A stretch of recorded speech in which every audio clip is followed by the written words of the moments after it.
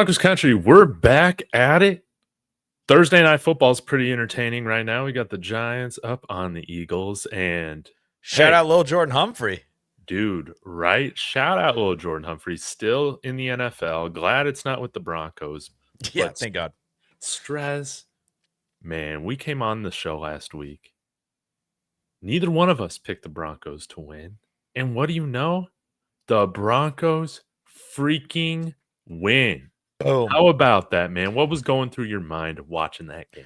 Well, the first half, they had me in the first half. I'm not even gonna lie. Insert that famous meme from like a decade ago. But in the first half, it was just like I didn't know what I was watching. The defense sucked. The offense sucked. Special teams was whatever. It was just, I was like, if my neighbors hear me screaming right now, they're going to call the cops. Like, I was yelling the most ridiculous, insane profanities towards, like, my TV. And I was like, I cannot believe what is happening right here. And then halftime hits. We give up that next big play after halftime. And I'm like, oh, my God. It's 17-3. We're not coming back from this because they're just going to hand it off to Saquon, and we're already giving up 5 a carry to him right now. Yeah. But then I was taken by surprise. It worked out really nicely, you know? Dude, it was weird because going at halftime, like I was frustrated, but I was like, hey, we're still in this, man. It's a 1-possession game. Then Alex Singleton, one of the things we talked about last week is can we mitigate Alex Singleton's bad plays, Saquon Barkley, right? Answer, no, we could not. Outside of that, I feel like we did an okay job. But, of course, that came for like a 40-yard touchdown or whatever. Yeah. And then with Jalen Carter, this is something that we talked about last week, is that the wide zone, those wide tosses, that really helped kind of mitigate his impact on, a Luke Wattenberg that is not near the top of the list when it comes to best NFL centers at all. And yeah, I didn't really feel like we felt the fullness of those guys' impact that they make on the field. No, we didn't. And that's actually a really good point. Like one of the other things that we can point to as well is like we weren't able to let the Eagles get into that third and short thing so that they could pull out their tush push. Right. Like they didn't run a single tush. They just ran 4 straight in the second quarter tonight. Right. They didn't run a single tush push against the Broncos last week because like the defense didn't allow them to do that. Like even in the first half when the Eagles offense was clicking on all cylinders, we didn't even allow it then. And so, yeah, I think overall, I think the Broncos did a really good job of some of it was unforced error. Not going to lie. I don't know what the play calling was there. Like Saquon Barkley should never go a game where he doesn't get hurt, where he only has six carries. Yeah, I couldn't believe that they did that. But also I think too, some of the things that, the Broncos did got them out of their strengths. Yes. And we were able to really go and attack their weaknesses. And that's, credit to Sean Payton, credit to Vance Joseph, like credit to all the coaching staff and the guys calling the shots, because they really put us in a great position to be able to win this football game. Yeah, I want to give a shout out here, of course, to Mike. Mic'd up, was able to go on the post game with him and Zach Seegers. And I got to text you guys back because I think we keep this going, Mike, if you're available to do a triple header post game on Sunday. Hopefully we can keep this winning streak alive. Kind of how Zach and I felt last year is, hey, we're starting to win doing this thing. Let's just keep it up. So, Mike, loved collaborating with you. We got to do it. Go subscribe to Mic'd Up. I wanted to share this, Strez. I find this pretty interesting. This is my first time taking a look at this.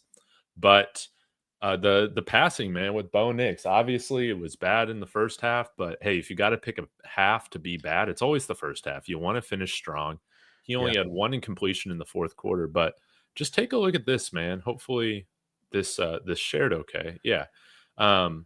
Just take a look right here. You might need to, get close, but here's week 1. And then week 2's over here to the top left is the most recent week 5.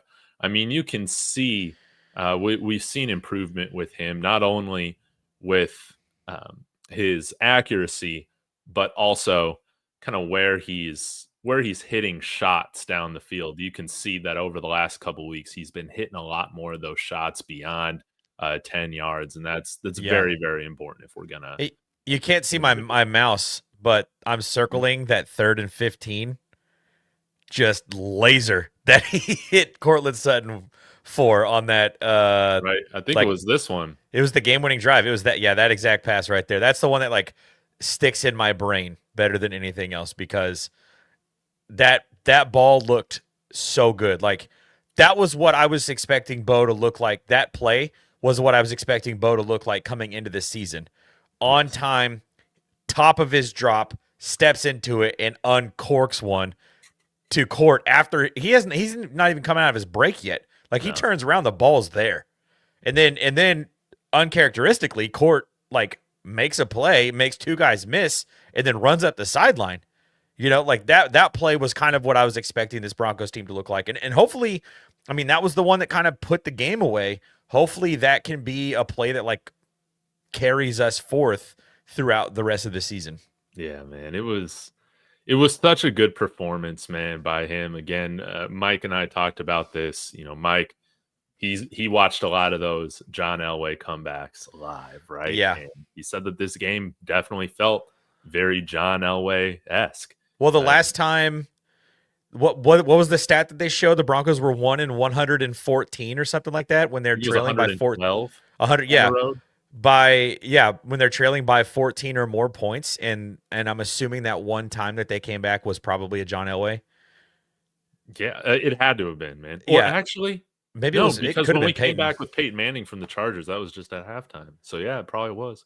Yeah, so yeah, if we're able to, you know, and a lot of the conversation around Bo Nix has really been, you know, he's got that dog, he's got that gamer in him, he's got that game time performer in him, just like John Elway, you know, and Tim Tebow had a little bit of that too, but Bo has all of the talent that Tebow didn't have.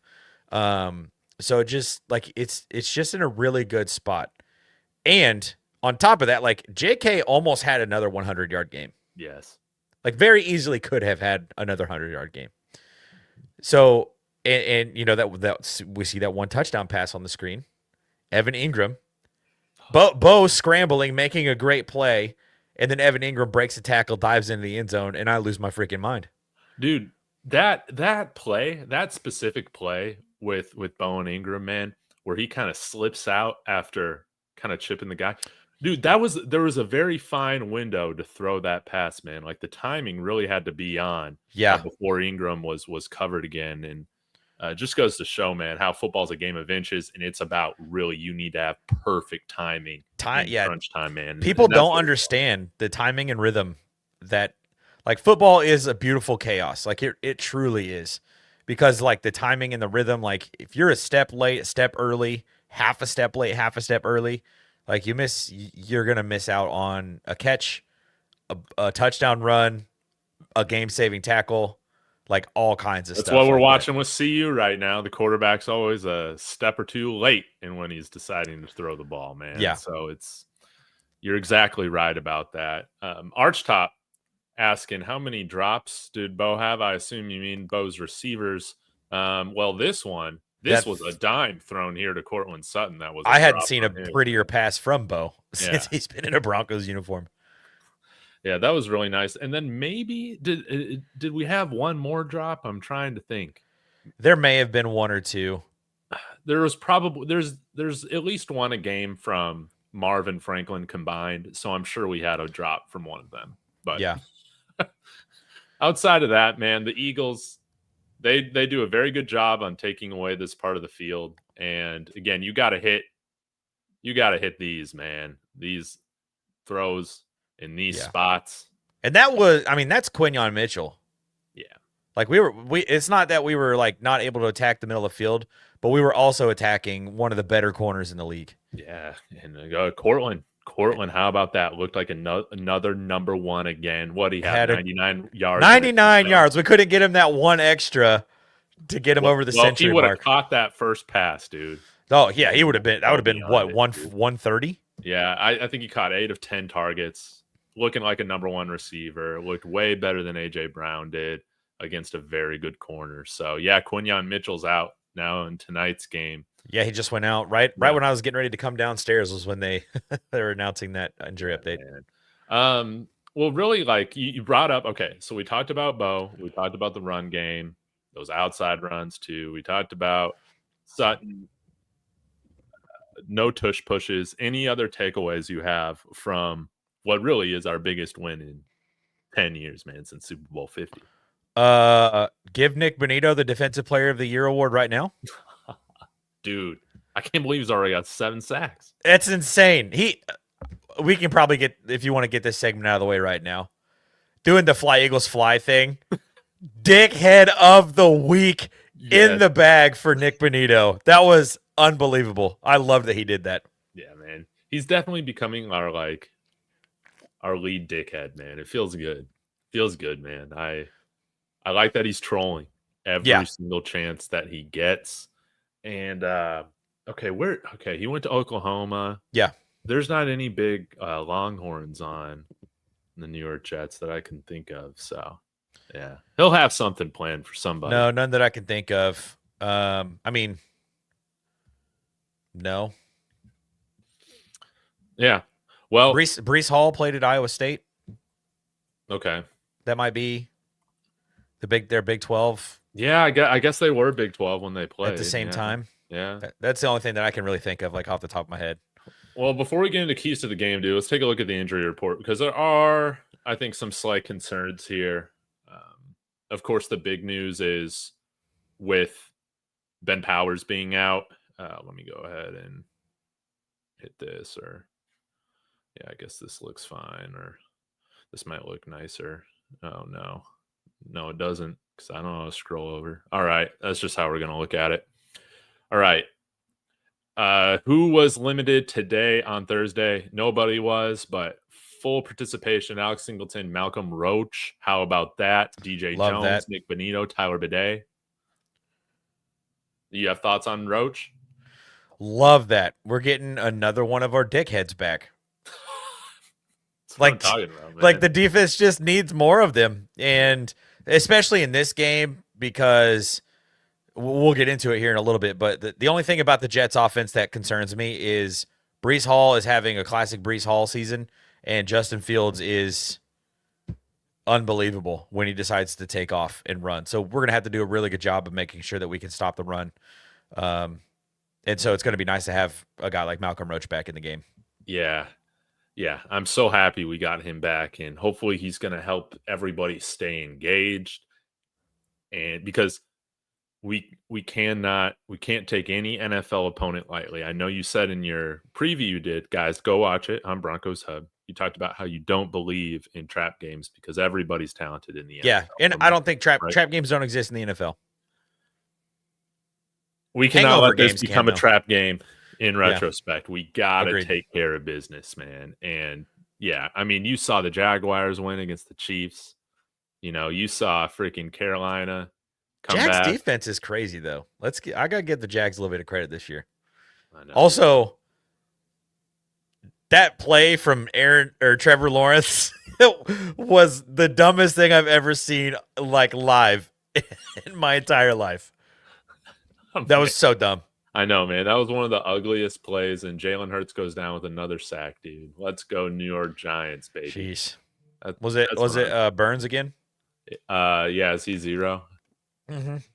I think he's. He does his little Spider-Man silly afterwards. Yeah, Brian Burns, dude. Love to see it, man. Philly fans are going to be in absolute chaos after this. Let's hope the Giants hold on. But one thing I do wonder. To me, it seems like we're not going to see Jonah Ellis this week. That's fine. We got Dondrea Tillman that can show up. And, hey, how about time to see what Q Robinson can do? If this guy's one of the best athletes, I've kind of been a little peeved because I don't think he's been activated. And, you know, Nick Saban talked about him as, like, being one of the best special teamers ever. This was sold to us as being, like, a day one special teams guy. Yeah. And he's not playing on special teams right now. Correct me if I'm wrong, guys, in the chat, but I don't think he's been I haven't seen him. He's been a healthy scratch. I'm pretty sure he's been one of the inactives all 5 weeks so far. I really want to see what he can do because he has potential of being kind of like a Nick Bonito type of guy, just in terms of his first step and his athleticism off the edge. Yeah, I agree with that, especially this week with a guy like Justin Fields at QB. You're going to want your guys that are faster, not necessarily bigger. You need faster, but Q's a little bit of both. He's got a little bit of size and stuff too. So, and I mean, I couldn't tell you the last time because he's an LSU kid. No, right? Bama kid. Savion Jones is the LSU kid. Yeah. Q is the Bama kid. Yeah, that's right. I keep getting those two mixed up. But yeah, I mean, I couldn't tell you the last time we had a Bama guy on like the front seven of this defense. I know we should have had more, dude. I know. So like the prospect of getting that out there, having a Bama, an OU, and a Buckeye all coming off of the edge, like. You're doing things right if those are your three schools that are being represented by your pass rushers. So, but obviously, like shout out to Utah. Jonah Ellis has been every bit the part. Yes. So yeah, I think it'll be okay. That without not having Jonah Ellis this week, I am concerned about Ben Powers. Yes. And his injury and how long that's going to take. But I do think who's going to step into that role. I've heard people throw the Matt Parrott out there. I've heard people say Alex Palchevsky is going to step in. Yeah. So Zach Seegers, granted, he is, he has real connections working. Yeah, he's like in the building sometimes. Yeah, he said he thinks Palcho will be that guy. That's kind of what I'm thinking. Okay, which I have no concerns. I just have minimal concerns in terms of how many games did he start last season? With him or Pert, dude. With him or Pert, I think we'll be fine. Because how many games did Mike McGlinchey miss last season that Palcho stepped in for? 2? I want to say 2. So he's got legit experience with this O-line, so it's not 2. But again, that was at tackle. He's stepping in at guard. But that's why you have these kinds of guys. Yeah, I am not worried. Now, I would be a little bit worried if we were putting Forsyth out there. Yeah. But I don't think we're going to do that. Palcho, he's on the field as that extra lineman. It just makes sense. I think it will be Pert, though, because I feel like they keep Palcho on the right side, Pert on the left.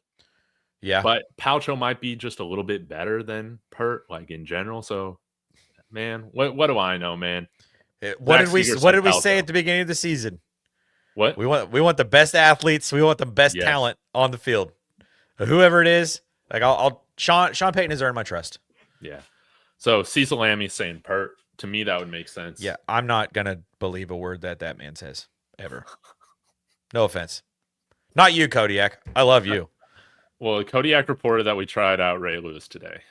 Per his sources. I did see that. That I laughed for a good 3 minutes of that. I was like, oh, couldn't get worse. I'll say that. Yeah, man. So let's see what he can do. It would be nice to get Gronk in here, though. Speaking of Cecil, would be great. But yeah, ultimately, I'm not really concerned, and partially because of what you brought up. When we had guys go down last year, we played fine, and all those guys are still on the team, man. So yeah. In terms of the New York Jets and their injuries right now, it is pretty interesting. Justin Fields has a knee, but he'll be good to go. Quinnen Williams is limited. Interesting. Along with Jamarcus Weston, Kiki Wagwu. He used to be with the Vikings. Alan Lazard is a DNP, but that's a non-injury personal, so maybe he'll play. I don't know. He's like a bubble guy. He missed Wednesday and Thursday? Yeah. And then Jermaine Johnson, linebacker, limited, and Michael Carter, cornerback. So they're pretty beat up then on defense. Yeah, man. Yeah. And I mean, this is a bad defense. This is just a bad team. They are the second worst scoring defense in the NFL. That's terrible, man. This is a team that I really want us to show our killer instinct again. I agree. I'm right there with they're a worse scoring defense than the Bengals. That's terrible, man. We need to throttle them. Championship teams, a team that wins the AFC West throttles this team, man. Yep. They don't take their foot off the gas at all.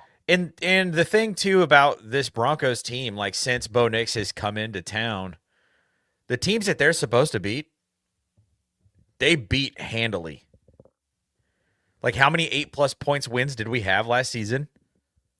Like most of our 10 wins were big wins. Yeah, Like they were weren't against close. like those bad teams that we should have beat. Yeah, like we should have beat these teams. So I think like the way that this defense is set up, like not concerned about it at all. My only concern is like Breece Hall and Justin Fields just having a field day on the ground, because we're gonna have guys like Alex Singleton trying to chase him down.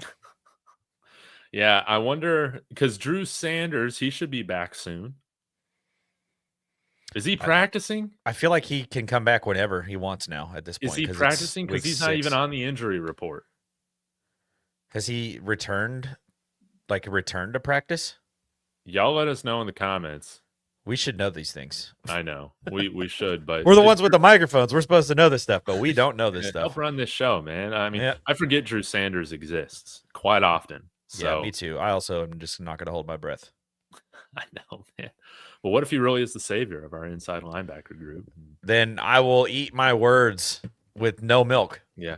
I assume he's still on IR because Dre Greenlaw isn't on the injury report. He's on IR too. Yeah, I think that's what it is. Like I don't think that they've returned to practice. He's returned to practice yet. But why? But Ben Powers is on IR. Oh, that's true. And he's on the injury report. Something ain't right. I don't know. Maybe we haven't officially put him on IR yet. Hydra Ammo is saying 51-6 Broncos. So take the over. Give it to me. Take the over. I think we're 7-point favorites right now. We're 7.5 point favorites. I've seen both. Yeah. We should just take a look at that right now. Yeah, I'm not sure what Profit David X has Talks to say Broncos, about that. Sponsored by Profit X. Use your promo code Dave. Get a $200 profit cash bonus. For your first 30 days, available in 40 plus states. Here's what I did. Man. Oops. And put a little bit of profit cash down on -7.5, and you got plus 106 odds.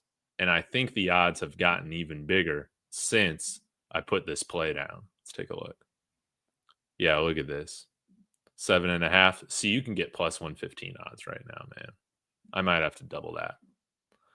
But this is a team, the only thing that goes in the favor of the Jets, like you said, is that they got an athlete at quarterback that could pose problems.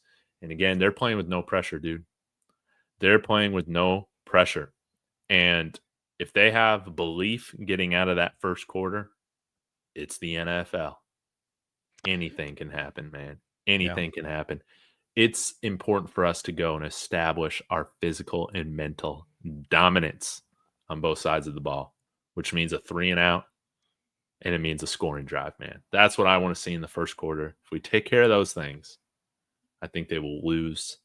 The 0-5 teams will break easily. They should break easily. That's how also, I feel about it. Justin Fields has never won a football game in which his opponent scored 21 or more points. That's an insane stat. That's an insane stat. Yeah. So there's your answer. 3 touchdowns, you win this football game. Yeah. Which it shouldn't take that, but Kodiak saying Broncos' average margin of victory was 15 last year, tied with Detroit for the highest in the NFL. That's actually very, very impressive. I did not realize that. It's a little bit carried by that last game, that 38-0 win over the Chiefs. But, I mean, if you take that game out, it's still like 8 points. That's insane, man. And then Rowan saying, Shane Sharp said Sauce hasn't been the same since his rookie year, and Jets fans will tell you that, man. Like, this is just a bad defense. And I think Cortland Sutton versus Sauce Gardner, we're finally going to settle this debate if it wasn't already settled. Who's got the best corner? We knew it was Champ over Revis Island, though nobody watched the Broncos during that era. It seemed like that was talking on ESPN or whatnot. They will understand after this game that Pat Surtain is him. Surely they already know. Yeah. Oh, no. Looks like Jackson Dart just went down. So if Jackson Dart goes down, are you going with Jameis Winston or Russell Wilson? You can't put Russ back in. Dude, I don't want to put Russ back in. Too short. Okay. Archtop saying Drew Sanders is still on IR per the Broncos website. Thank you. So let's get to our keys to the game, Strez, or players to watch. We just talked about Pat Surtain. What's on your mind, man? Yeah, I think Pat Surtain, Garrett Wilson's going to be fun to watch. Just for the cinema of it. I mean, they were two of the best doing it in college. They're two of the best doing it right now in the NFL. So I do like that matchup. Not really concerned about them targeting Riley Moss like the rest of these teams have been the last couple of weeks because, like, let's face it, the Jets don't have a T. Higgins or Devontae Smith, so like they have Josh Reynolds as their number 2. Yeah, good receiver. I liked his time in Denver. I mean, he scored a touchdown against the Chiefs last year. Almost died. I will always thank him for that. Almost, yeah. So I'm not as concerned this game with like Riley Moss's performance. I'm sure he's probably thanking God that he's got a little breather going to this game. He's like, thank God, after 2 weeks playing against friggin' T. Higgins and the Slim Reaper, you know, most teams, those two guys could be wide receiver ones on. So the fact that they're not on their respective teams is just wild. But yeah, I think that's one matchup I'm really excited for. I'm also looking for our defense to eat on the D line. The Jets have given Justin Fields has taken 10 sacks this season through 5 games, so he's averaging 2 a game right now. And we lead the NFL with 21 sacks through 5 games. Nick Bonito's got 7 on the year. So I look for this as an opportunity for our defense to really pad their like sack statistics, which is going to be really nice to see. But something else that actually caught my attention today was we only have 4 takeaways. I know. On defense. Yeah. Those numbers need to go up. Like our defense is elite everywhere except that metric. Like except the turnover. Like you would think with the talent that our defense has and the fact that like our offense has done a pretty decent job of taking care of the football this season that we would be winning the turnover margin right now, but we're -2 in the turnover margin on the season. We need to even that up, man. Which is crazy, you know? And so I think that we need to get some takeaways this game, force a fumble here, a strip sack. I could see that coming. We did that 2 years ago. It's how we ended the season. Jonathan Cooper scooped a strip sack, a Nick Bonito strip sack, and these two guys are doing the same thing. So that's kind of what I'm looking for on the defense. And offensively, like, just run the damn ball. Get in, get out. Yeah. Come back home. I think the Eagles, well, I wouldn't exactly call the Eagles good prep for the Jets because I don't think you need to prep, extra for the Jets, but they did a good job of handling Jalen Hurts and containing him. I mean, I don't know how many rushing yards he had last week, but it wasn't much. I mean, he wasn't getting a ton of scramble yards or going for long runs against us, and we still got 6 sacks while keeping him inside the pocket. So, I mean, honestly, my hope is that we see Nick Bonito reach 10 sacks after this game, man. It would be great for us to have another 5, 6, 7 sack performance. If we get the lead early, I think that's definitely possible. He had 3 yards. He had 3 rushing yards? Yeah. Wow. We only gave up 45 as a team. Again, that's partially because they only gave Saquon the football 6 times from the running back position via handoff or pitch. So yeah.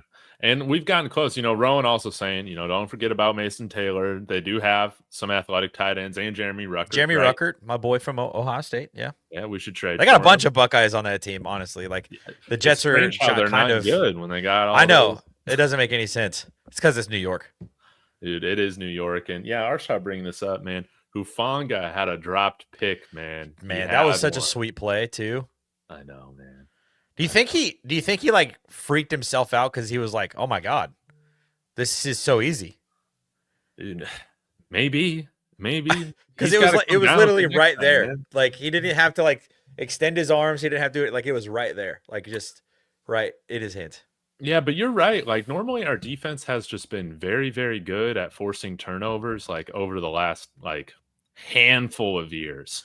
Yeah, I mean, Russ's last season, Sean Payton's first year in Denver, when we went on that winning streak, we had like several turnovers every game in that Yeah, winning streak. we were generating a 2 or 3 game. It was Yeah. insane. And Yeah. people are like, this can't sustain. I'm like, every week it did. But now we're here in 2025 and we're like, where's all the takeaways? What happened? We used them all up in 23. They're coming then. Surely they're coming. They have to. I mean, everything works its way back to the mean eventually.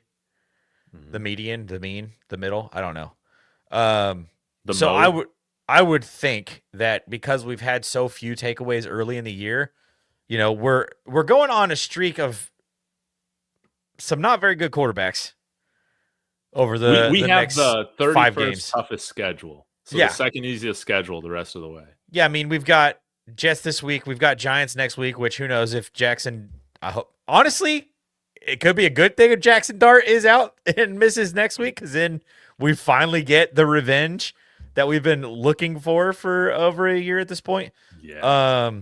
But obviously Dak Prescott is playing out of his mind this year. I'm still not sold on the Texans, and then we've got the Raiders. So there's a stretch of a few not as good quarterbacks as we've been seeing. I mean, but also like we didn't have any takeaways against Jake Browning.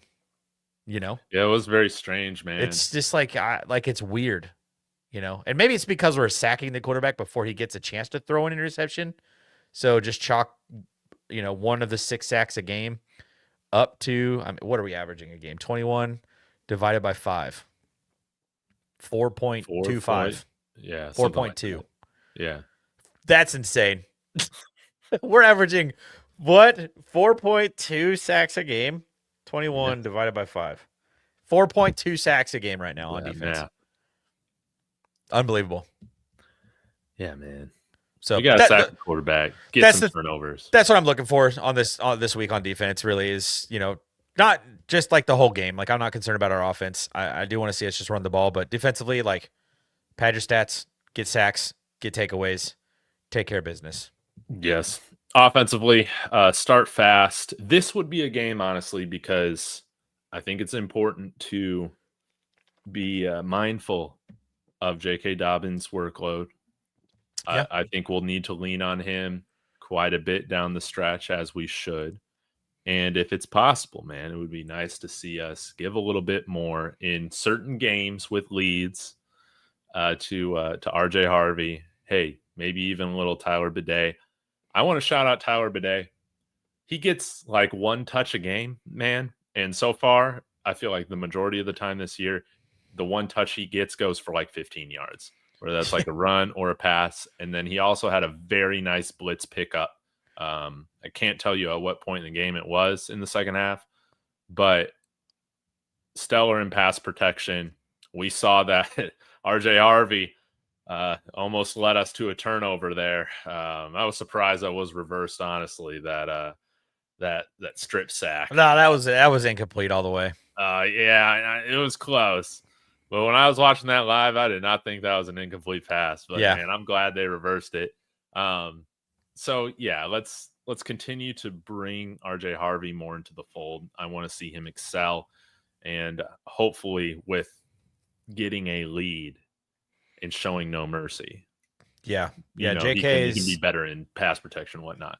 JK's got 77 carries and 6 catches. So he's got 84 touches so far this season. And then RJ Harvey's got 31 carries and 12 catches. So he's got 43 touches. What have they said the magic number is for him? JK? Yeah. Is it like 200 rushes or 220 rushes, something like that? Sure. I don't know. I'm not sure. I mean, he's got, 77 divided by 5 games. 15 carries a game, 15 and a half carries a game. That feels about right.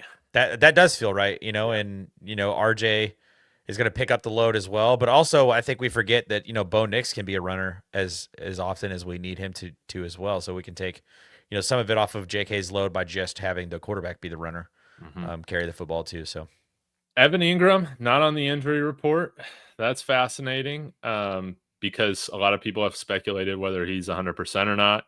I kind of still don't think he is, but he looked fine to me on Sunday. Yeah, that's true in the second half. But again, this would be a good time to get our young weapons involved.